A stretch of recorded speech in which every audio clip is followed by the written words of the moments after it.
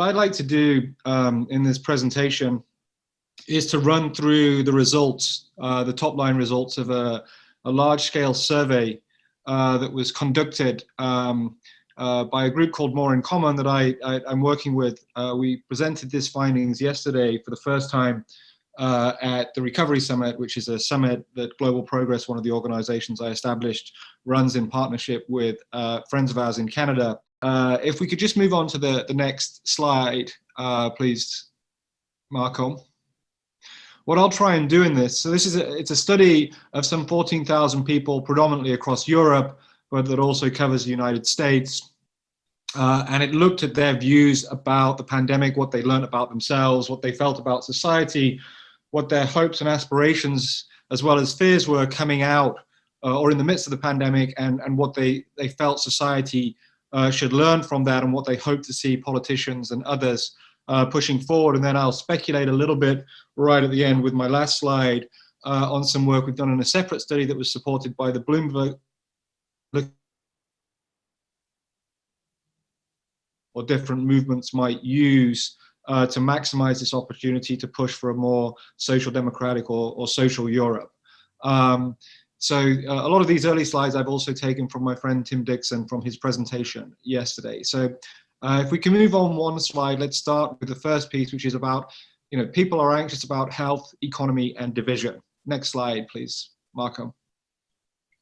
So what's quite striking is you see, across all of the countries surveyed, Germany, the Netherlands, Poland, France, Italy, the UK, and the United States. People are pessimistic about health, economy, and divisions within their society.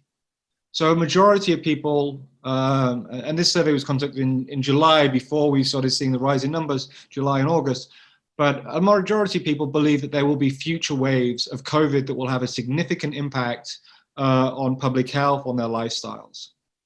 A majority of people still feel that we are going to hit a more severe economic depression than that we're currently experiencing. They're acutely aware, when you talk to them in focus groups, that the level of economic activity or the current decrease that they're witnessing is actually a fake drop, and the drop will be actually much greater once furlough schemes and government interventions draw to a close. And what they're also really worried about is the idea that as these future waves hit and damage public health, as the economy enters into a severe depression, that societies will become increasingly divided. Interesting, and I'll come to this a little bit later on, they don't feel society is necessarily divided more at the moment, but that in the future, that society will be much more divided than it currently is, because the pie will be smaller, the stakes will be that much higher. Let's move to the next slide, please. And this is, as I said, like they feel society might be more divided, but in sort of like juxtaposition to that, people feel that COVID has changed us into a more caring society. With the exception of the United States, and the United States is an outlier on many of these, most people believe that the way in which our societies have responded to the COVID pandemic has illustrated a degree of social concern for one another that wasn't there before. A lot of this has to do with people spending more time, but the idea that we've seen a rise in voluntarism and volunteering, people taking care of those people who are shielding from the virus because they're more vulnerable, the elderly, collecting groceries for the elderly. So there's this sense that outside of America, and America is different, but in the European countries that we looked at, a sense that somehow we have become more caring. Next slide. And related to that, there is an understanding that people feel that they know more about how other people live. So a majority of respondents, even more in Italy than anywhere else, but above 50% across all countries surveyed, agree that the COVID pandemic has made me more aware of the living conditions of other people in this country. And that number rises to over 70% when we look at the idea about that we're all human beings and that we all share a common and same future. And so this really is a sense in which we've been exposed to stories and visions and understandings of our world that we did not have before the crisis hit. And that the media has also focused on these aspects. We're much more aware of the conditions in which immigrants live, particularly those who are working in our public services. We're much more aware of the stresses and strains of frontline service workers in the healthcare system or elsewhere. So there's a sense that we understand each other much more than we did before. Next slide. But there is, generally speaking, also a large frustration and a loss of pride in a number of countries about how this has been dealt with.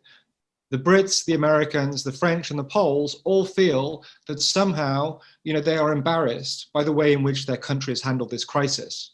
Whereas the Germans and the Dutch are actually very proud. They feel that there has been a sense in which they have led the way in terms of how the response has been managed. This becomes more important when we think about the policies that people look for to move beyond. The next slide.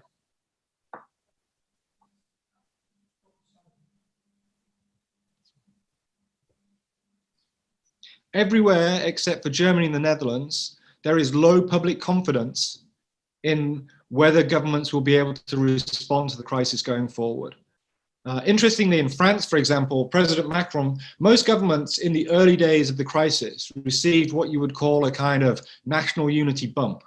There was a general growing support that transcended all political divisions, whether you were on the left or the right. Canada, for example, is an interesting example here. Support for Doug Ford, who is, some of you may know, is the Premier of Ontario, who's kind of a Trump of Canada, shot to 80% in the early days of the crisis, the same level as Trudeau, or well, slightly below. So in most countries, there was a sort of surge in national support, a look for the government to do that. That didn't happen in France. Macron's numbers and the Macron government numbers effectively stayed low and continue to be low to this day. But more generally, outside of certain Northern European countries, in particular the Netherlands and Germany, there is very low trust and very low belief that the current government will be able to or governments in general will be able to tackle the challenges ahead of our societies. Next slide. There's also a sense in, those governments that do well have also been those that have dealt, and I think this is very interesting for those of you concerned about social Europe and a reigniting of the social democratic model. Those governments that have been the most competent are also the ones that are viewed to have handled the crisis the most fairly. The less competent you are, the more unfair the handling of society has been. Next slide.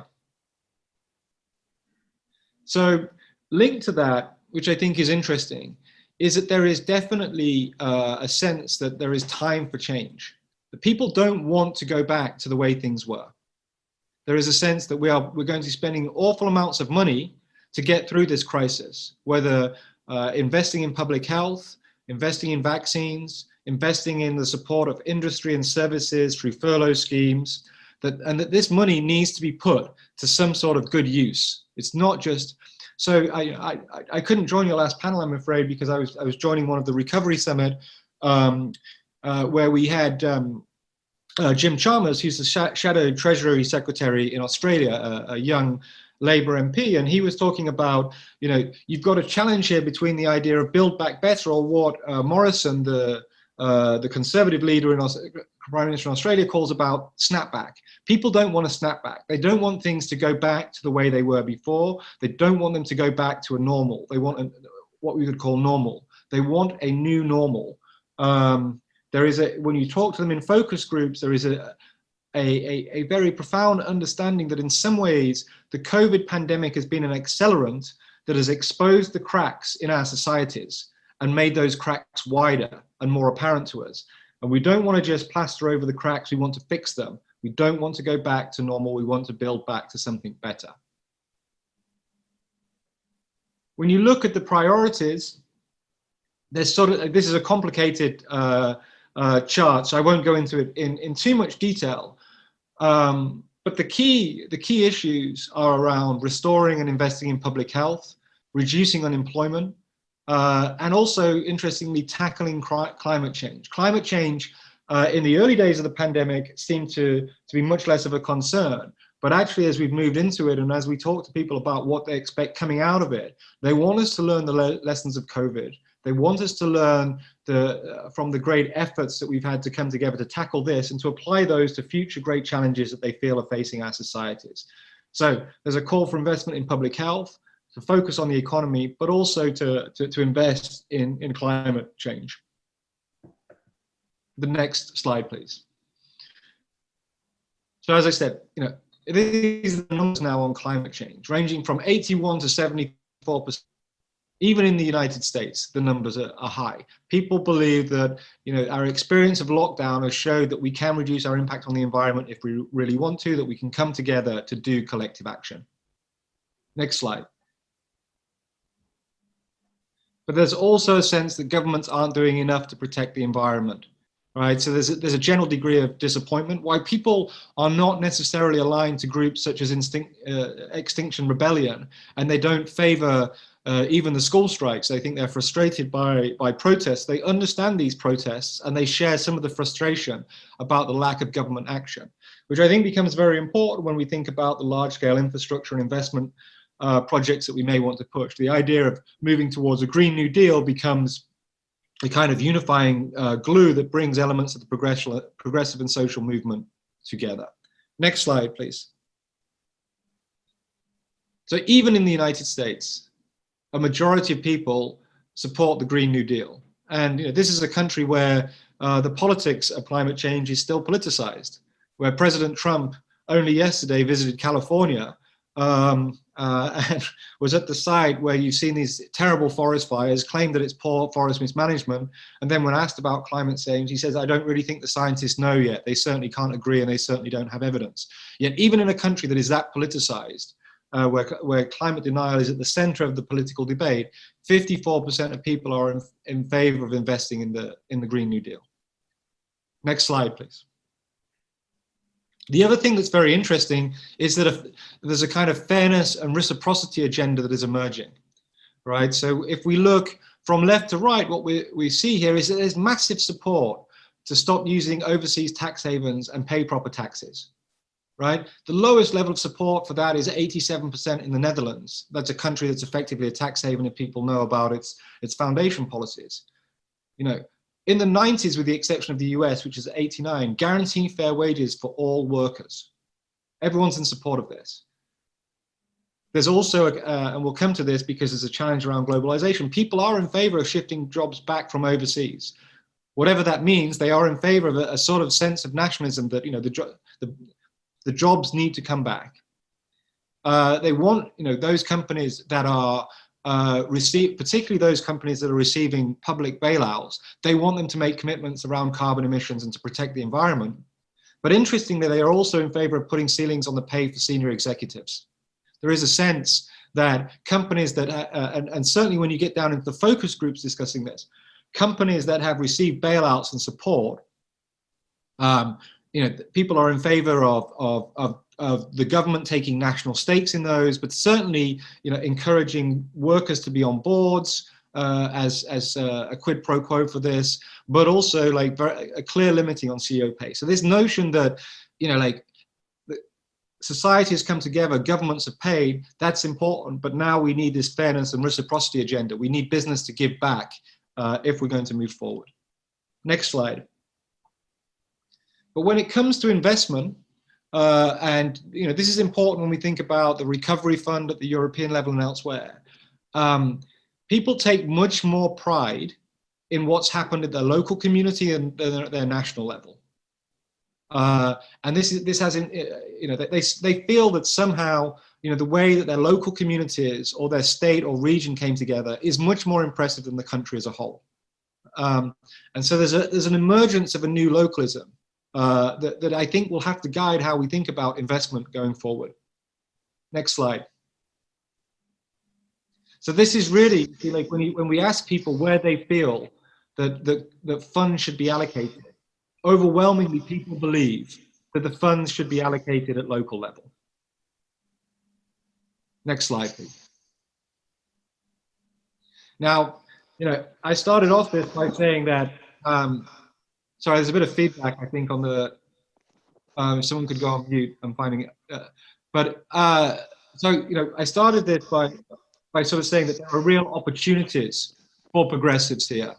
And that there's a real opportunity to advance a social agenda, a reciprocity agenda, a fairness agenda, but also a green agenda. I think the thing to also be wary of is that trust in government has been so weak and that it's also creating future opportunities for populists.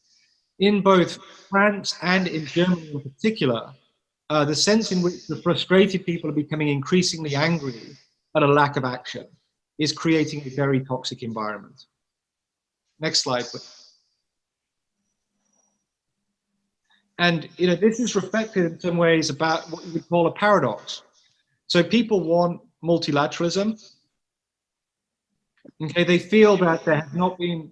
Sorry, I'm getting really. Can someone in there go on mute because I'm getting huge feedback into my computer. But so COVID has shifted public attitudes in unusual ways. People want governments to come together to do more at the European level, at the global level.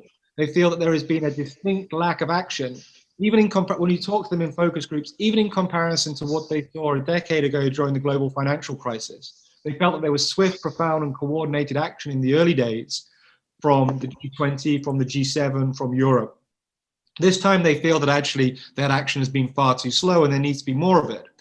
On the other hand, they absolutely feel that it's essential to impose borders, right? And this is perhaps normal in a time when there's a pandemic, but they are quite prepared to close borders now. They are not comfortable with the with the free movement of people, and they're anxious even themselves about traveling. So even while people may want to go on holiday, they are sort of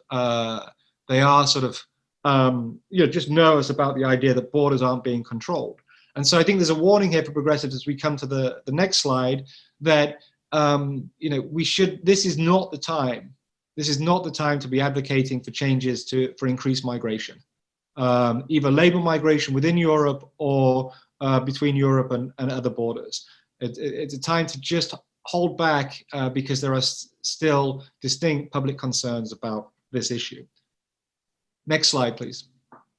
So this is work we did with More in Common to understand the context of this. We also have a project that is working with political strategists from a host of different countries, supported by Bloomberg, the Bloomberg Foundation, which began as the Beyond Populism project, but now is actually what we're calling post-pandemic politics or post-pandemic progressivism.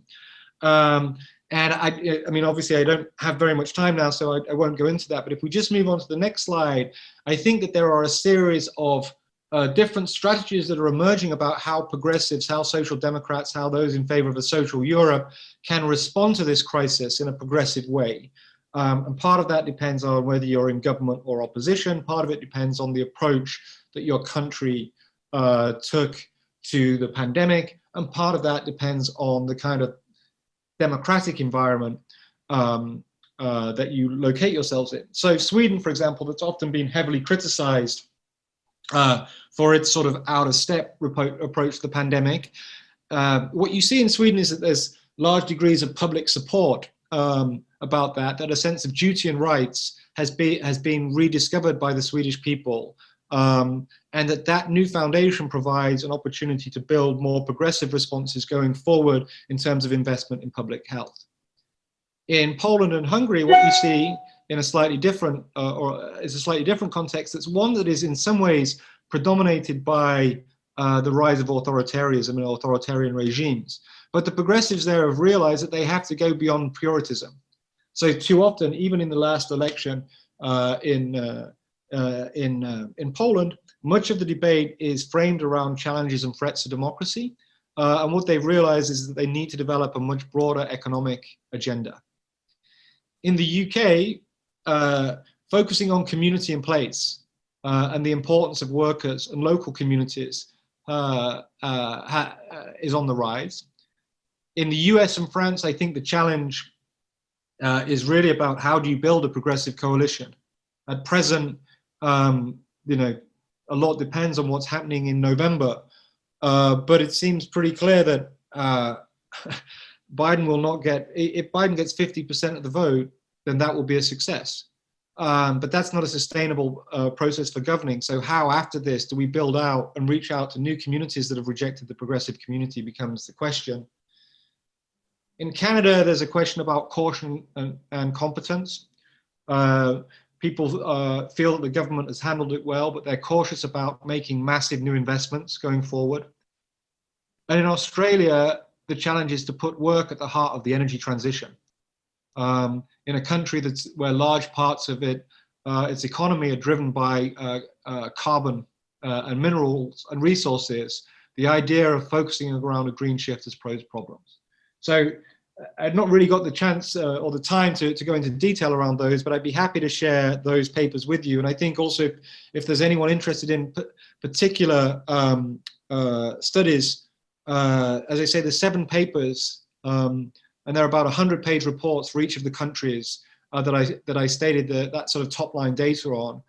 They'll be released tomorrow evening and Thursday, and I'd be happy to share links with those and set up for you to speak with people who actually conducted each of those country reports rather than just the overview. So I will leave it there because I think I'm just about at my allotted time.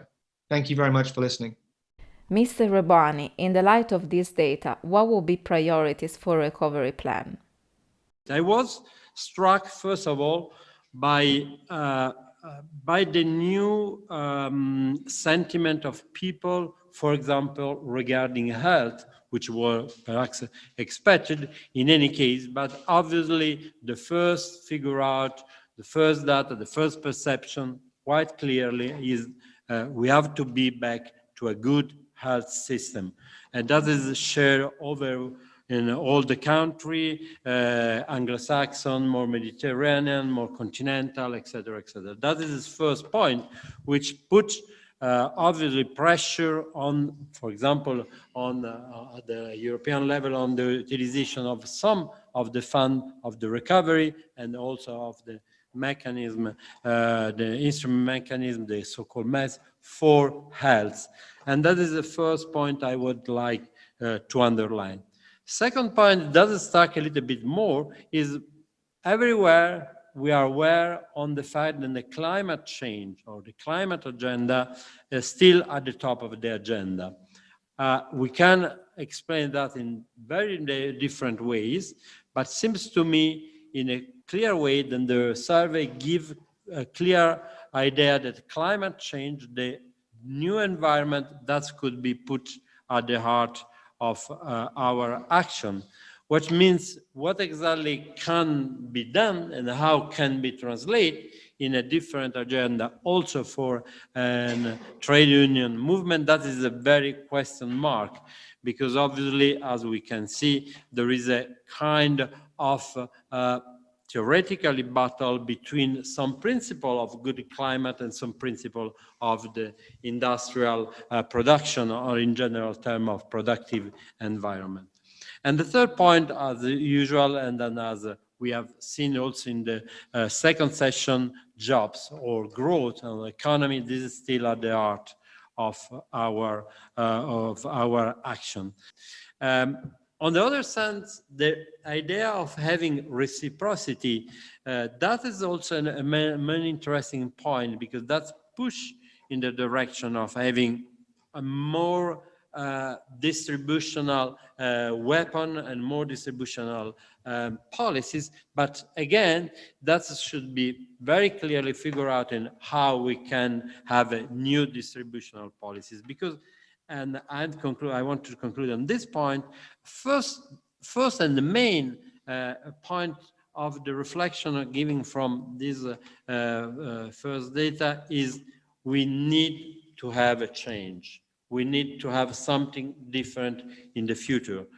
Also, if the basic priorities are the same, but what was quite clear is what we need something different. We need change in the government, we change in action, we need change in policies, we need probably change also in union activities. What are the trade union concerns? Le point de départ, c'est l'attente des populations par rapport à ce qu'on attend après cette crise du Covid, ou pendant cette crise du Covid. Et en premier lieu, ce qui est beaucoup... The starting point is the expectation of the population during this COVID crisis. First of all, what has emerged is actually a strengthening of the state role, especially in matter of public health, but not only, also to sustain those more affected by the crisis, whether it's industries, workers, or more vulnerable public, with different adjustments. But I will return to this later on. Alors cela ne va pas sans contradiction. On a vu également this doesn't happen without contradictions. We have seen sometimes how bonds related to state intervention can generate discomfort. Just to mention one example, anti-mask protests and other ones related to science that I will explain later on with regards of the rule imposed by the lockdown. People express far less expectations in regard of Europe, and that is a pity. As always, we criticize the lack of European coordination, which, however, is a reality. But we're also calling for the closure of borders. So, two contradictory things. But mostly, what can be seen, it's not far from a European management of the crisis.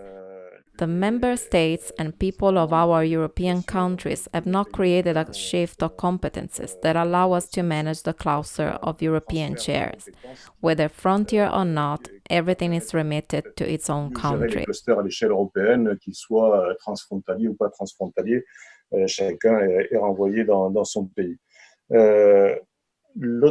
The other ambition often mentioned is to have a more open and inclusive society. It's not necessarily shared by everyone, as we have seen, some would like to go back to the world as it was before. This ambition exists, at least shared between unionists, and used to exist even before the pandemic, but now definitely got stronger. Anyway, for many people, it is time for a change.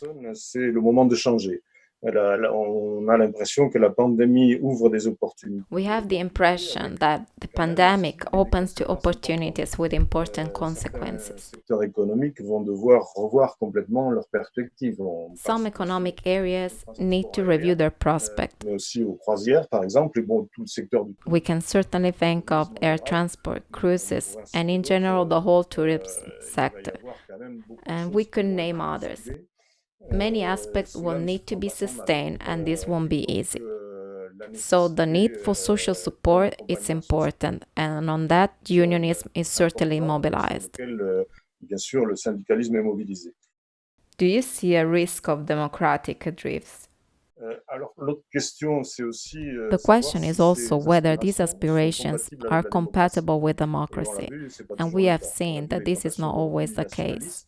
We have seen the tendency of going back to nationalism due to the closure of borders, the rejection of individuals, and which the pandemic has not eliminated, but rather the opposite. Sometimes even there might have been feelings of the necessity to be more attentive to others. Depends on whom. This is nothing new, but the populist parties have structured a new ground to exploit fears and develop mistrust. As we have seen in the survey presented earlier, with no confidence toward the state or the government. Through a double speech at the same time, on one side the opposition to the traditional elites of populist movement, on the other side the condemnation of beneficiaries that take advantage of the system, and this rejection that comes from the side of the middle lower square. It's important to show and highlight this, because those kind of extreme right-wing populism features have been found recently here with us in France with the Yellow Vest movement.